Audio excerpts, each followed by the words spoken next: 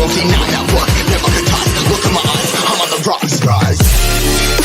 Oh, yes. Harley Davidson dealerships. Man, they are the Starbucks for bikers now, aren't they? I never imagined that bikers would spend a lot of time at a dealership. It used to be go in, talk to dude for a couple minutes, this grungy old biker, get your parts for your bike, maybe go over some installation of the parts, and then you'd leave. You smell the gas and get out of there. But nowadays, it is like a Starbucks in a lot of these dealerships, man. You got it's like the malls. Remember the malls, and you got to remember the malls because a lot of them are going downhill. Like the food courts. Yeah, like the food courts. You would walk in, and you would see all these people walking around the mall. Yeah. Doing their exercise. And a lot of them never even went in the stores. And none of them went into the stores. They're just walking around. But now it's like that where you have bikers going into these dealerships and just hanging around Not and buying telling anything. these fake ass stories about, what they did over the weekend or something, or who they popped. And, Who'd you and the run into? dealerships are actually putting out donuts and coffee now. Oh, yeah. Hey, it could be worse. The one by us has a restaurant. Yeah, Kegel's, they actually have a restaurant there. Yes, they do. And it's like, wow. And I know people's habits have changed a lot when it comes to how they consume products and stuff like that. But I think it's like unconscionable to go to a Harley Davidson dealership every single day and just hang out and pump your chest. And you know what's worse? What? Most of the damn cop clubs are the ones in there doing it. And then you got these independents over there licking their boots, man, because they're too stupid to realize, hey, they're a cop club, dumbass. And you know what? It was funny because I had that confrontation happen to me. Walked up to the parts. The guy comes next to me. I don't know what the hell he was, City Heat or some shit, or Iron Pigs. Tried to talk to me. And I was like, dude, shut the fuck up. You're a cop. Why are you talking to me? Well, you know what? Get on the other side of the freaking counter. But these independents go over there and they're in awe of these people. Mm-hmm. So instead of, with wild hogs and stuff, instead of going to that one bar where all the rubbers hang out, now they all hang out at the Harley Davidson shit. I know. To get their Starbucks. Gotta get your coffee. Because they're giving donuts. coffee out and all that kind of stuff. I find it just completely fascinating that people do that. I think it's hilarious, to be honest. Is that like the new model for Harley? Is to turn their dealerships into Starbucks? It could be. I mean, ours has a restaurant. Let's see if somebody actually steps up and puts a Starbucks in a Harley. You know what? Maybe that would be hilarious. That would be hilarious. Maybe, you know what? They already got Disneyland at some of these dealerships. Uh-huh. They got these 30, 40,000 square foot showrooms, and they got all their morty clothes, the sell. Well, Kegel's got the second floor. Yeah, they got the second floor. With more clothes. If you've never seen the upstairs, check it out. So let's just put a Starbucks in there. Might as well. I think Hollywood just gave them a freaking business plan. Damn, you better copyright it or something. I better copyright that. Because it is. The dealerships are so damn big now that they can put anything in there they want. But is it a good business plan? Let me ask you, if you were in business, would it be a good plan having all those people hanging around every day? Because at that time, you build loyalty with the employees and the brand. So are they being smart? By putting out coffee and donuts? By keeping the customers hanging around the dealership. Well, you never know because those ones hanging around the dealership might buy that newest bike that shows Well, up that's on what the I think. floor. I think it has to be a good I think it's a gimmick. business plan. It's a gimmick, Yeah. is to keep them around. And again, they get them in their hog chapters. A-bait. No, not A-bait. A-bait's something different. I'm talking about hog chapters. So they get them at the dealership hog chapter. They got them around all the time. The salesmen get to know them on a personal level. So maybe it is a good gimmick, but what does that say to the state of the scene going from, okay, let's go in there, get our parts, talk some shit a little bit, and get out of there? Yeah, like a 10-minute visit is ending up becoming like over an hour to 2 hours. Or they some. just spend all morning there.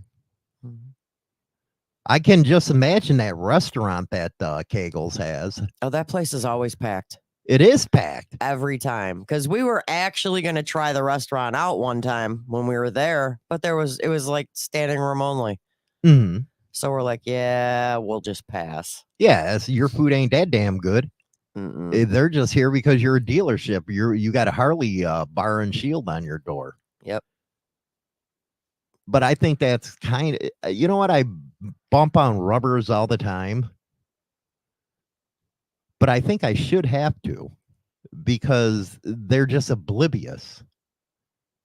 They want that image so much that that's hours you can't get back in your life by just staying at a dealership.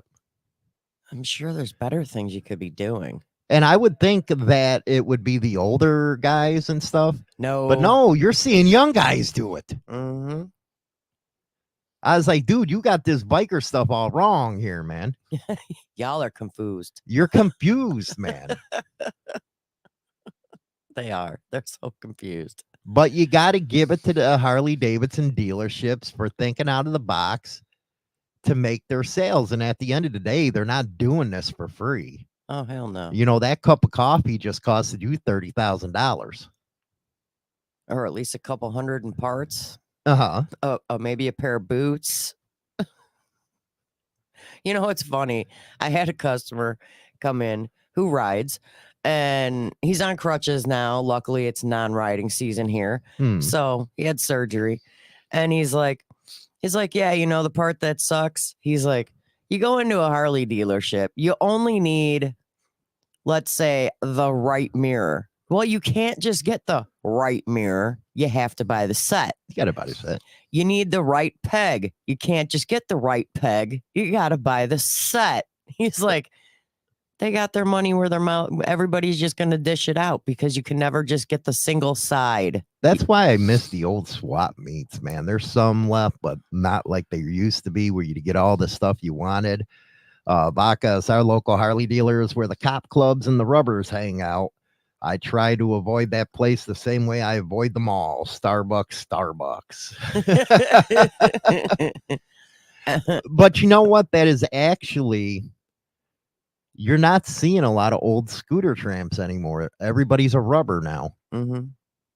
You're not seeing people that are actually really hardcore into the lifestyle who actually believe in a lot of it. Well, I noticed a lot of them that hang out at the Kegels. They're between 25 and 35, just in that 10-year range, drinking their coffee, chilling at the parts counter, right, kicking it with the guys or females, because ours actually has some females at the parts counter, and they'll just sit there and like they'll be there forever.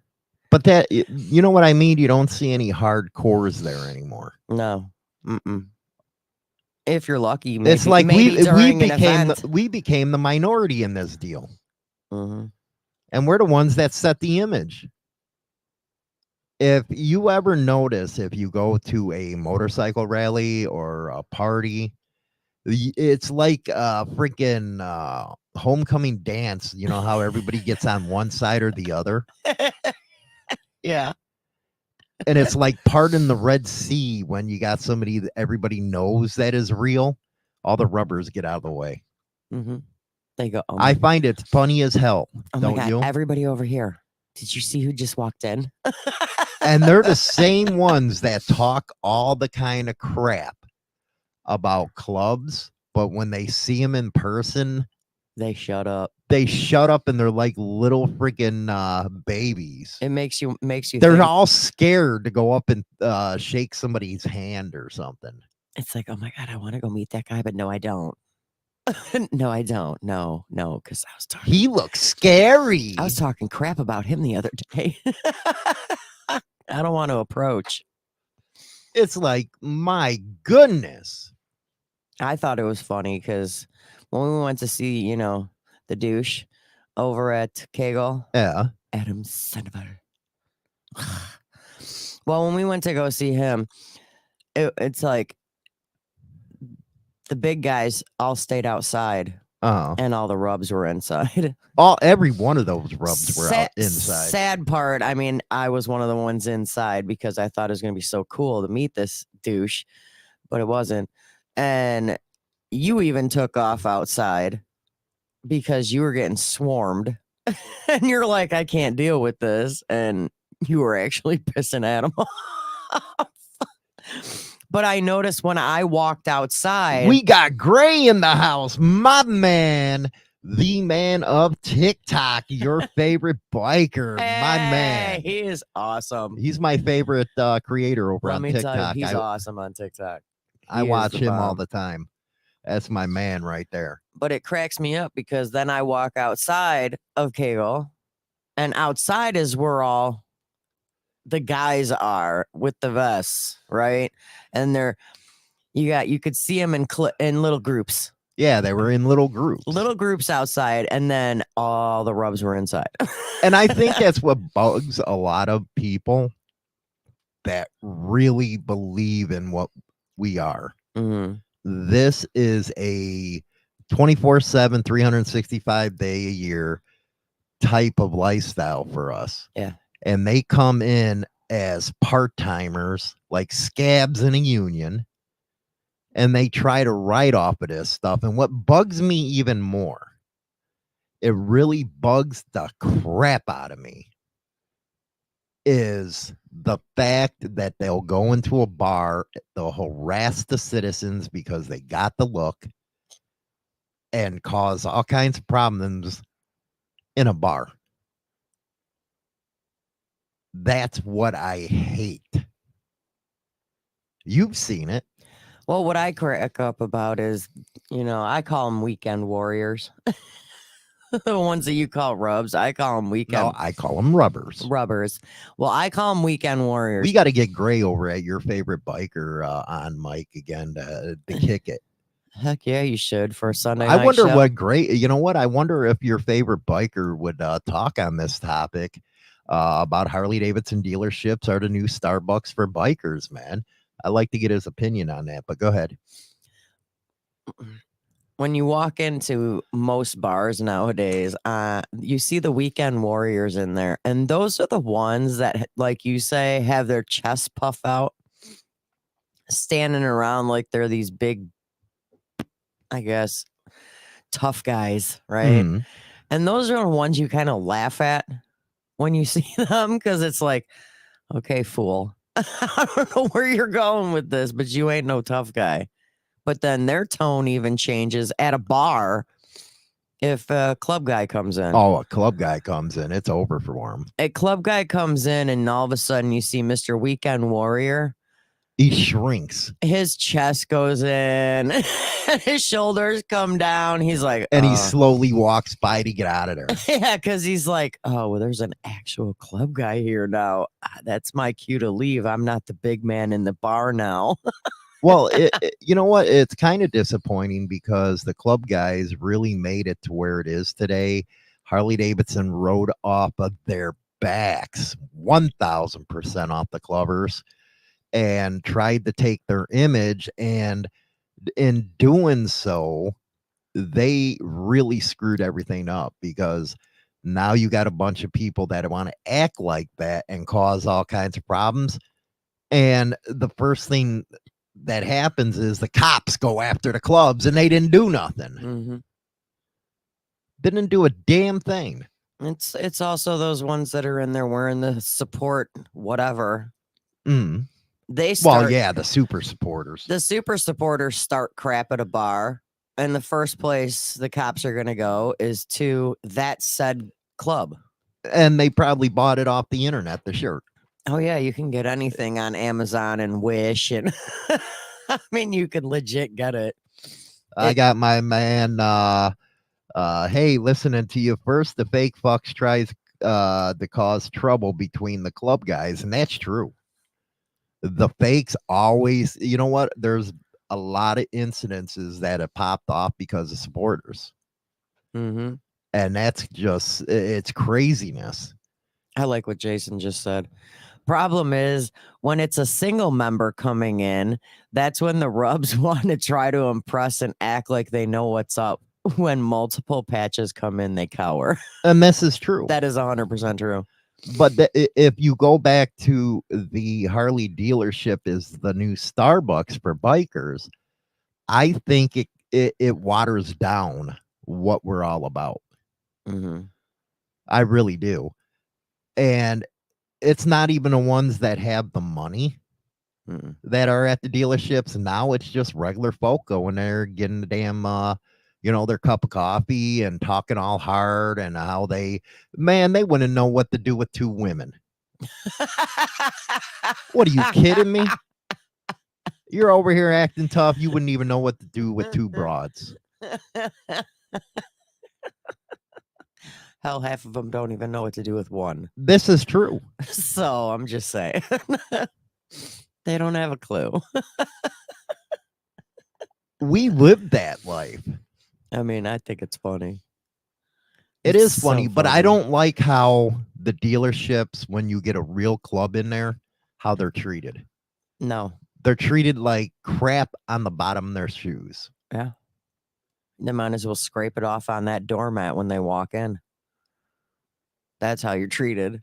You're literally left behind on the doormat because they just scraped you off the bottom. And then they sit there with this blank stare like a deer in a headlight when you confront them and say, what the hell's your problem?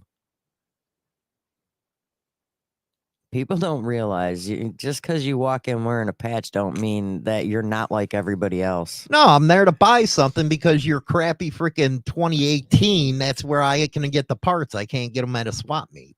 For real. Dude, swap meets, you know what? That's my Starbucks. Swap meets, man. You to walk around, you to find old freaking S&S carbs. You can find forks. You can find the freaking peanut gas tanks and all the gas tanks out there, the Fat Bob gas tanks for sporties. But they're not really around that much anymore. No, you don't see a lot of them. Not even, I mean, around here, I think I've seen one. Yeah, you got Walmex that happens out in Woodstock, and you have a couple, but it's even like that.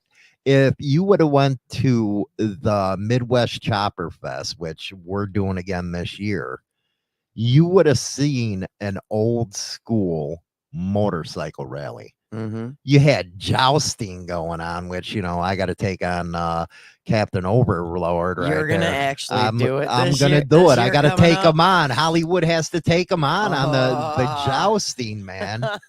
I do. I got to take them on. Oh my God, I'm so getting that on video. And then they got the old weenie bites, they Yep. got the old prospect polls. Wet t-shirt contest. The wet t-shirt contest with all the whales. Did you notice that's all? I was like, that's all we had there, man. I was like, man, that sucks. And you're like, go do it. And I'm like, no. So stay in touch with the Midwest Chopper Fest. You guys really have to. You know what? That is a very, very good old school time right there. Mm-hmm.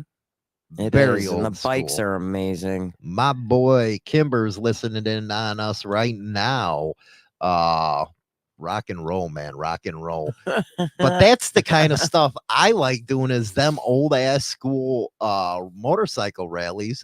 Why do I want to just sit at a counter talking to a douche that don't know what the hell he's talking about anyway? And half the time they can't even think about, you're talking parts and they don't even know what you're talking about. Oh my God, that fucking drives me crazy. Let me get out this 50-inch catalog so I can find what you're talking about. And Can I see a picture of what you're talking about? I've stood by you when you've been asked And that. I look at him like, you stupid ass. What the hell you doing behind this counter? You know what cracked me up that day when you did that? That girl found that part faster than the dude did. That black girl, she was a hottie, and she knew what the hell she was talking about. She looks at you and she looks at the guy that you were talking to because he asked you to show him a picture of the part. She looks at you and she goes, "I got you." And she comes back like a minute later and she's like, "Is this what you're talking about?" You looked at the dude and be like, "Really? You needed a photo? Look at this. Look at this." I did. I made him feel like a nuthead. You like made him feel so small because this chick knew exactly what you were looking for. And that's what you know what? When you went into a Harley dealership, the guy behind that counter knew everything. What the hell he was talking about. He knew everything. It ain't like that anymore. It isn't. It's just like auto parts. It used to be that they knew what the hell they were talking about. Mm-hmm. With me, we're supposed to be ordering from Advanced and all. I won't order from them. I'll only order from freaking Napa. Because they got the old school guys that know what the hell they're talking about. Well, you used to be able to walk into like an auto parts place and be like, "All right, I'm having this problem with my car. Do you think you can help me figure out what it is?" And a lot of the guys in there would be like, "It's this." They knew because a lot of them were mechanics. A lot of them were mechanics, and a lot of guys have been behind that counter for a long time. And they knew. But now they just hire anybody off the damn streets. That's because now they just look at you like a deer in headlights. And unless you know your year, make, model, and you know what part you need, so they can look it up on their computer system. And half of them still can't find it looking up on their computer system because they don't have a clue. And if you go back to Harley Davidson mechanics, it's wow. Somebody, and you know what? I've heard it from a lot of friends where the mechanics, they only know how to work on the newer stuff. Mm-hmm. And by the way, Harley won't even work on a bike 10 years or older. And you know why that is? Because these people don't know how to work on an Evo or an Iron Head or a Shovel Head. They don't know how to work on them. They blank out when you bring that kind of bike to you. And that's when you're lucky if you can find a good mom and pop motorcycle shop. There's not many of those around anymore. I was just going to say they're hard to find though. Yeah, you cannot hardly find them. I know there's some in Wisconsin, and as far as out here, I don't know, maybe 185 Choppers. But it's really hard. You don't even see that good of a customization anymore. Nobody does their own freaking welding on their frames except club guys. And they do it themselves. They don't bring it anywhere. And most people nowadays, I'm noticing more and more and more every year, it's wherever they're starting to all work on their own stuff. Or a buddy of theirs works on their bike. When Kimber told me that they'll only sell you 5 oil filters at a time, I was like, really? So I went and tried to get more than 5 oil filters. He was dead on it. They won't sell you any more than 5 oil filters because they don't want you doing the work. That makes sense. Now, here's a question for you about Harleys. When you buy your bike from Harley, do they happen to put like something in the contract when you buy it, and you got to make your payments and whatnot? Do you have the option of taking it anywhere to get repaired? Or now they have to, because do you have to take it there? No, the FTC made it to where they can't pull that crap anymore. But they used to have it where you could only get it fixed by or your void warranty, like, your fuel freaking adjuster and all that kind of stuff. But I think it was the FTC that said, "Nah, ain't happening no more." Because I remember years ago, that was the case for a lot of people, that they had to bring their bike back to Harley, or else they'd said that their warranty would be void. And that's the reason why I don't like you in the room with me when I'm doing stuff, is because I got to concentrate and not have a big mouth behind me. Because I don't think a lot of people understand the dealership gets some of that percentage rate as well. Yeah. And that's one of the reasons why you always make them give me 2 or more free t-shirt things. I am the only one in the house that owns Harley t-shirts. Yeah, I won't wear them damn things. Why am I going to go around and freaking give them any free advertisement? Well, the funny thing is all the ones that I have are legit folded up in a drawer, and I have never worn them. What are you, Adam Sandoval, just collecting t-shirts now? I guess. I actually threw a couple out the other day. Let's see what Mike Ball has to say about all this. We got Mikey Ball. He's actually up today, but he is on California time. Let's hear from a younger kid about Harley dealerships. Now, what do you have to say about this? Are they the new Starbucks for bikers? Yes. And the one thing that I worry about, though they're like doing all these dealerships and stuff, and there's a freak ton of them everywhere you go. The thing is like, who's buying these brand new bikes? And a lot of the times, at least from what I see, truth be told, it's the boomers that are buying these brand new bikes. So what happens when that generation is no longer? And really, the boomers are the ones that really kind of keep HD afloat, really. So then, you know what? I hear that argument all the time, Mike, but you got to think about it. Okay, the guys that are 40 to 50. Okay, well, those guys, those Generation X too.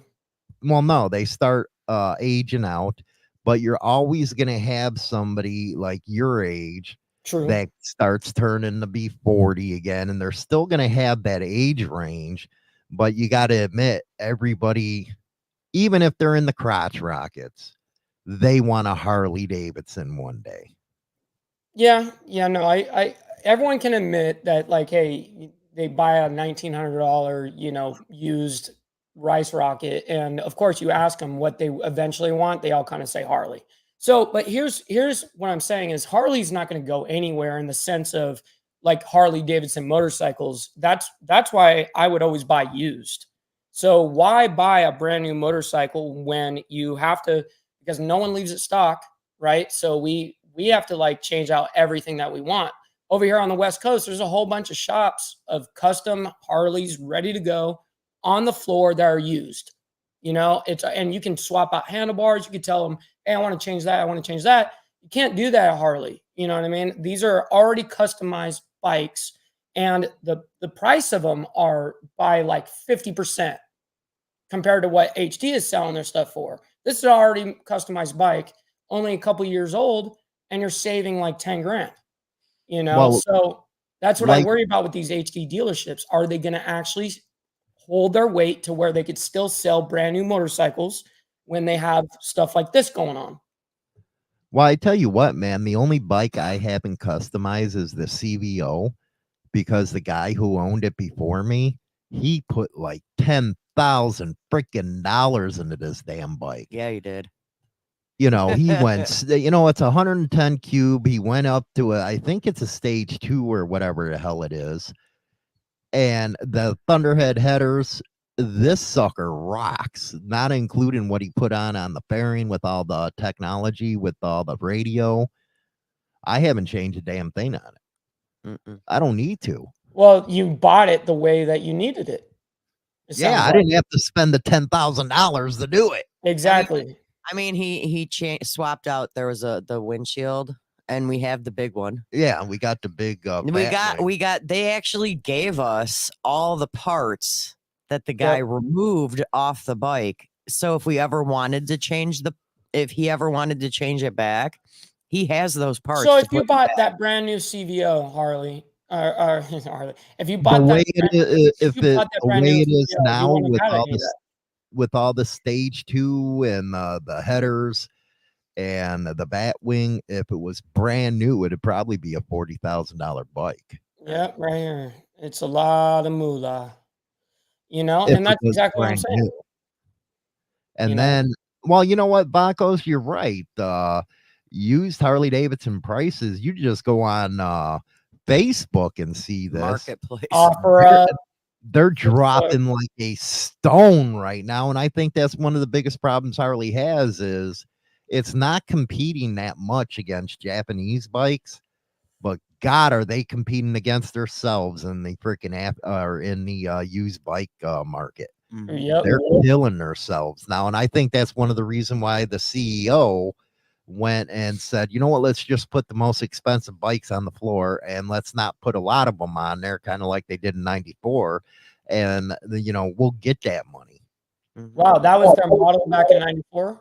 Was to Yeah, basically put the brand new. That's what you only the used to have 94. a waiting list in '94 to get a bike. Yeah, and see that having that exclusivity, like being exclusive, people are drawn to that shit. So it's like ironic that they're not doing stuff like that to the point where it's now it's just Candyland of just a million street glides.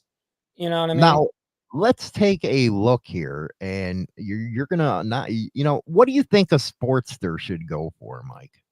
Honest, what they should be going for as a quote unquote starting off bike, Yeah. like your first bike to like enter in as the very lowest budget Harley brand new should be like 6-7 grand. It should be, but I know what it is.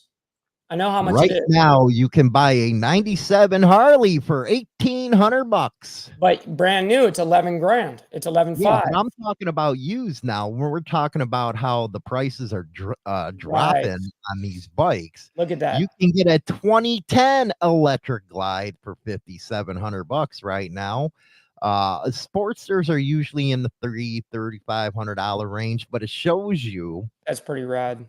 just how desperate people are for money right now, and the best time to buy a bike is right now. Well, we are going through a dang recession, and whether people like to admit it or not, I've even seen the cage.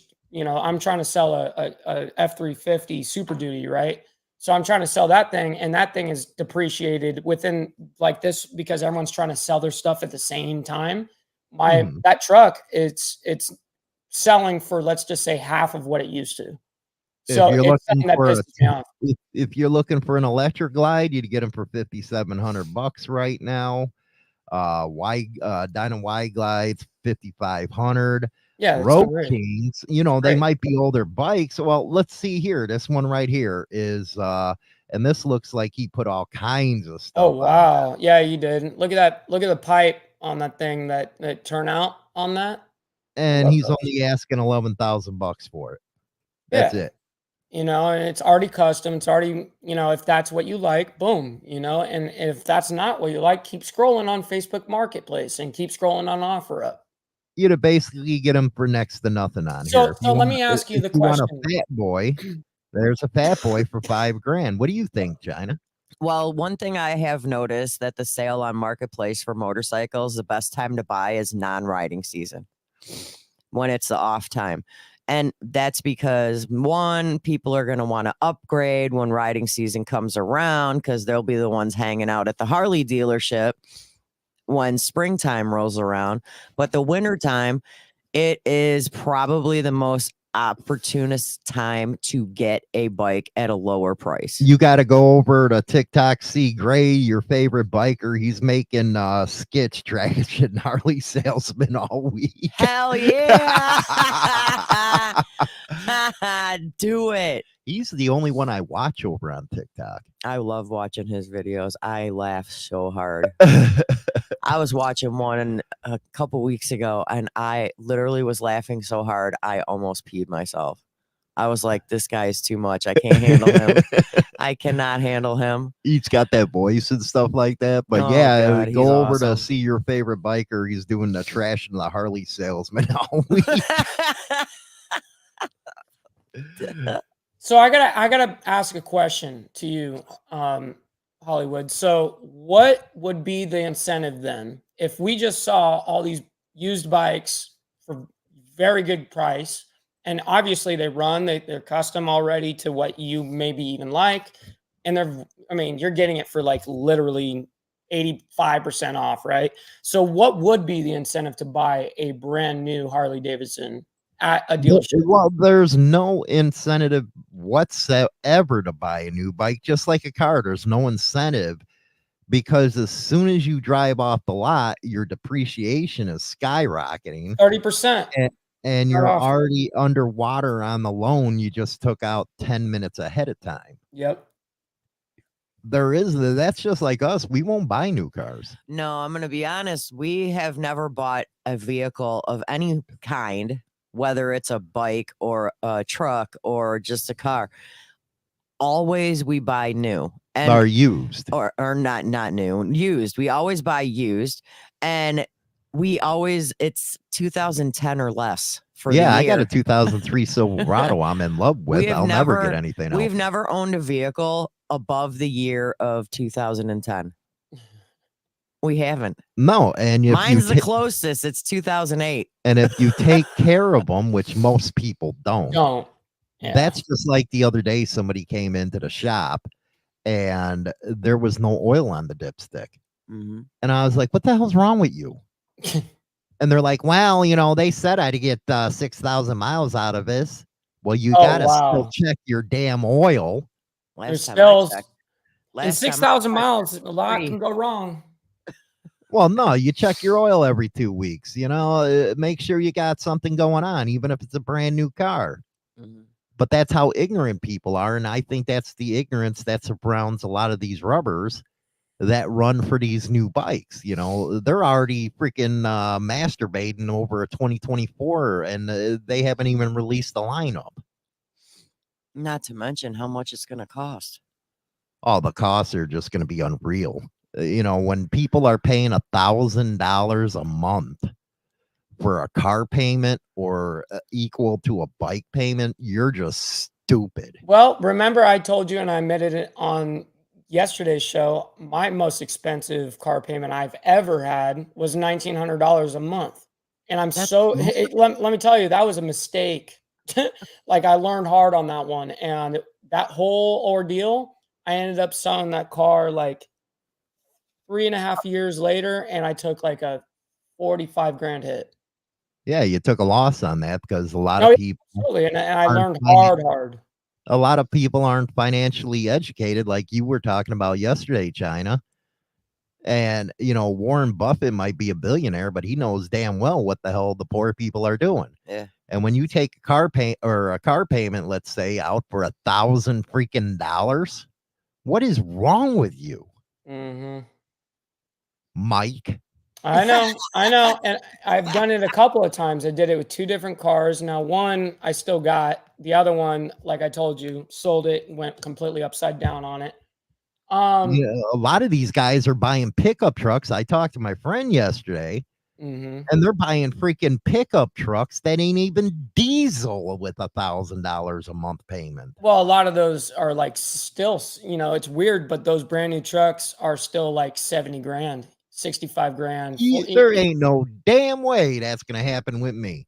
And a lot of those souped up trucks, you're looking above, 90, 100 grand easy, And if you look at the interest rate of $1,000 a month for a lot of people are doing a 7-year plan.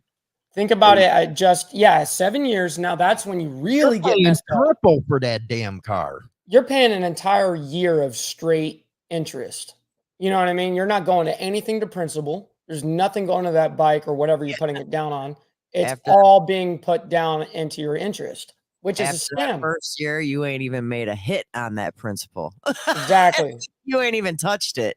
But going back to the dealerships, they form this relationship with them people where they can get them over the hump with ease. They don't even look at their financing.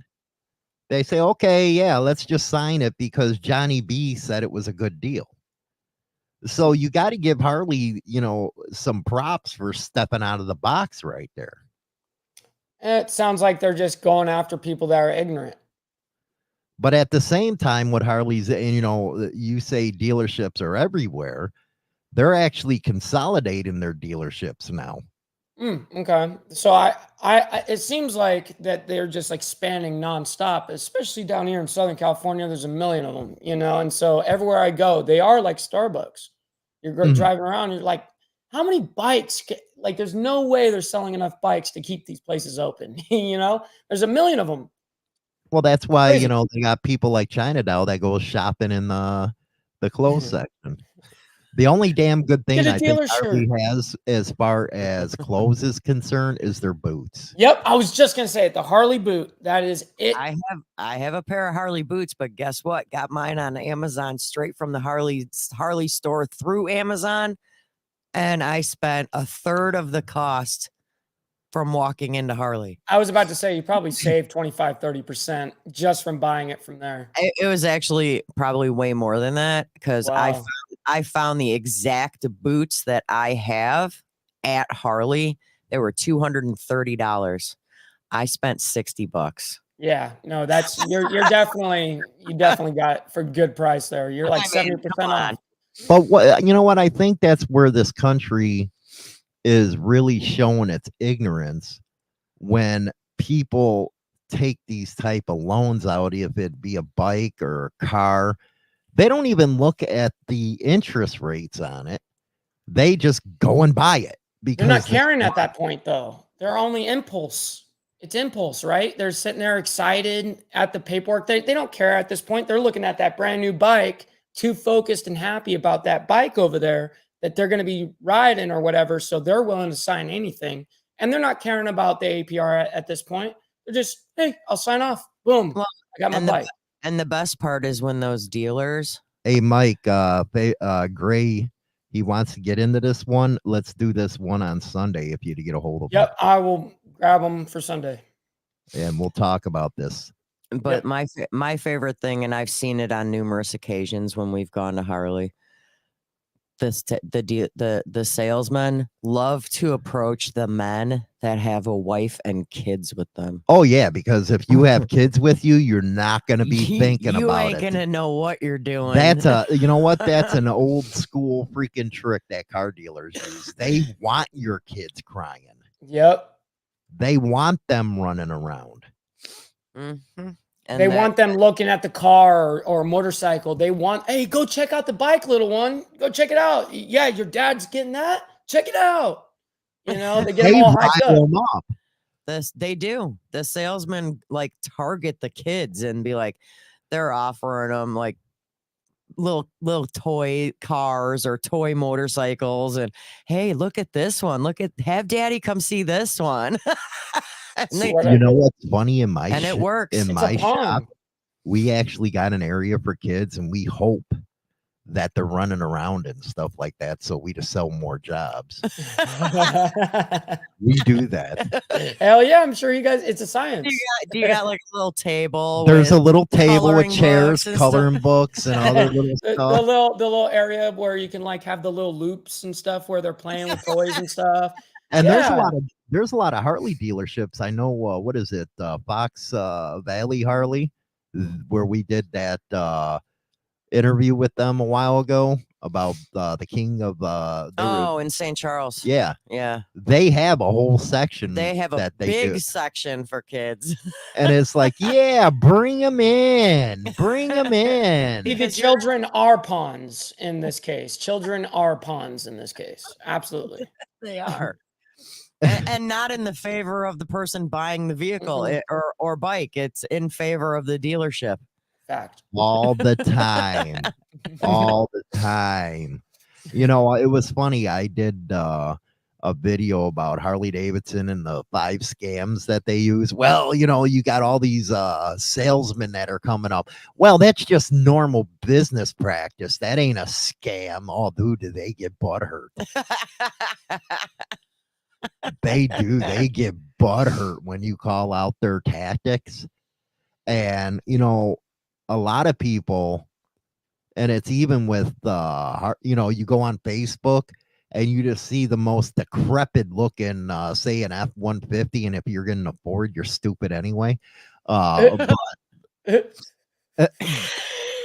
they'll list a decrepit old ass freaking truck for like $5,000, and it's like, dude, that thing ain't even worth $1,000. Well, Facebook Marketplace says it is. Oh my God. How about Kelly Blue Book? How about Kelly And Blue Book? what you're supposed to do with a used vehicle is you'll look at the Kelly Blue Book and you only give it to them as a wholesale price. That's where I start off at, no more than 5% over wholesale, because they're really not worth that shit.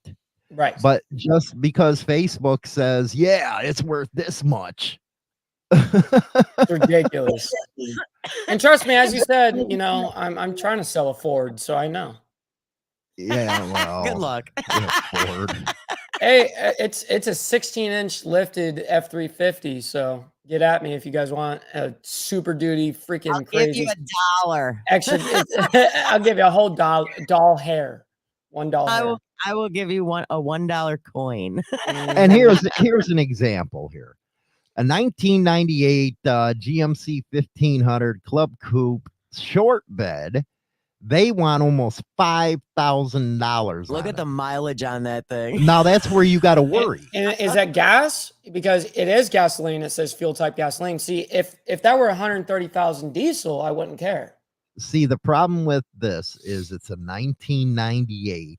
It's only got 137,000. You're going to have all kinds of problems, especially with your gaskets. Those hoses, they're going to be dry rotted, all that kind of stuff.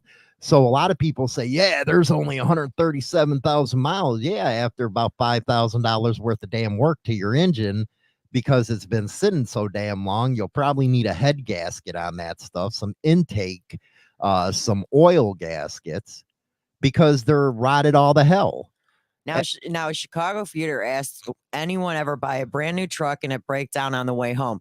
Now, I actually had a conversation with somebody. It wasn't a truck, it was a car, and this was yesterday. So this is funny that he asked that question. And a lot of electric issues too, like Ray said. She actually went and she bought a vehicle. It was used, drove it off the lot, 10 minutes away from the lot. It stalled and died and could not be restarted. What? Yes. Yeah. So I guess they gave them a 72-hour window to, if there were any issues within the first 72 hours, that they would take care of it. So the dealership, since they were only 10 minutes down the road from it, had a company come tow it back to their place. They had to put $1,000 worth of work into that vehicle. Wow. $1,000 because it broke down 10 minutes away from their dealership. Wow. And I'm like, so none of that was covered. You know what I mean? Like, they paid for, no, the company, the girl didn't have to pay for it. Thank God. The dealership put $1,000 worth of work in it, and they covered it because it was 10 minutes away from the place right after they drove it off the lot. No, yeah. If they didn't try to cover me on that, I would cause havoc. There would be too many problems. I'd be filming their whole facility. I'm gonna blast you guys. You guys are a scam. The dealership covered it, but it's the principle of it. Your crap shouldn't be driving off the lot and breaking down. At that point, I'd be like, swap me out for a different truck or something like that. Or you know give me my I mean? money back. I'll see you later, Jack. Yeah, I'll go get something else, because this shit just broke down. Well, that's the thing about buying something is you actually got to check the thing. Why, if you're going to go to a dealership, especially one of them hole in the wall ones, and buy something without a mechanic checking that out? Yeah. I always bring a mechanic with me. For $50 at my work, bring it over and you'll have an ASE Master Tech look at it. See, I don't go that extent, but and there's why not have that $50 investment? Well, this is what I do is I bring my buddy who is a mechanic, and I just bring him with me to actually do the visual inspection with me while I'm actually about to buy it.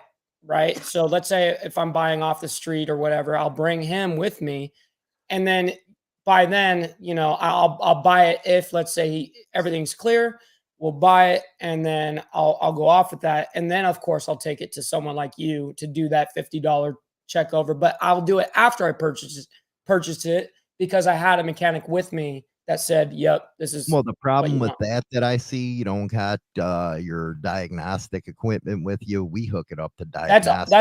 That's all he brings is he brought. He brings his handheld as Yeah, well. but those OBD2s, all they're gonna throw Right, is it's- codes. You're not gonna know what's going on with the code. Well, you just type in what that code is and see what it is. But at the same time, Code can also stand for more than one thing.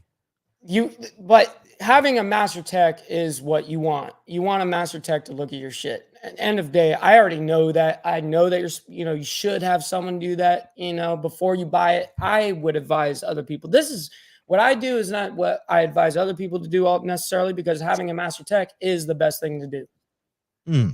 I bring Hollywood. Yep. Well, I mean, you can't fail. You can't fail. You got the master tech with you. I'm not a master tech. I'm not a master tech, but I know a lot of them. But you got a hell of network of them. I never go when he buys a new vehicle. Only when he goes to buy the bikes, because it just so happens I'm with him. But when he goes to buy a truck or a car, I don't go. He goes by himself. Negotiation time is just because for us. I'm like, you don't want me there. And Dirty Knobs is right. Buying a cheap car from a cheap car lot is nothing but problems. That's true too. That's true too. Because all they're doing is getting auctioned off vehicles. Yeah, they're just trying to get rid of that crap, and it really is crap. A lot of the times, there's been a lot of times that I've known people that get used cars, and let's say it's a 2004, and that 2004 still has the original spark plugs in it. Yeah. And it's like, did you not even check that? Look at your wires. They're cracked. What is wrong with you? Yeah, but most people do not. Like the average everyday person will not check their spark plugs, let alone look at their freaking oil. But anyway, Mike's going to be working on getting Gray, your favorite biker, on. We're going to continue a lot of these conversations about the sales and Harley Davidson dealership, the company itself, where we think they're going, what they can improve on. It'd be great to have his opinion on this stuff. Go over to his TikTok channel, go watch him make fun of some salesmen. Hey, and then by that time you can have some good jokes about all the salesman jokes he did for the week. I want to play it on the show, so get ready. I'm gonna play that on the show. Let's get ready. Make fun. Yeah, I'm not a master tech, Bacos. I'm a master baiter. There you go. Yes. Anyway, everybody, thanks for watching the show. It's time for Hollywood to go work. But we'll catch y'all later. Rock on, baby. And that's it for a Motorcycle Madhouse Morning Mayhem. Don't forget to visit us on Spotify, Apple, iTunes,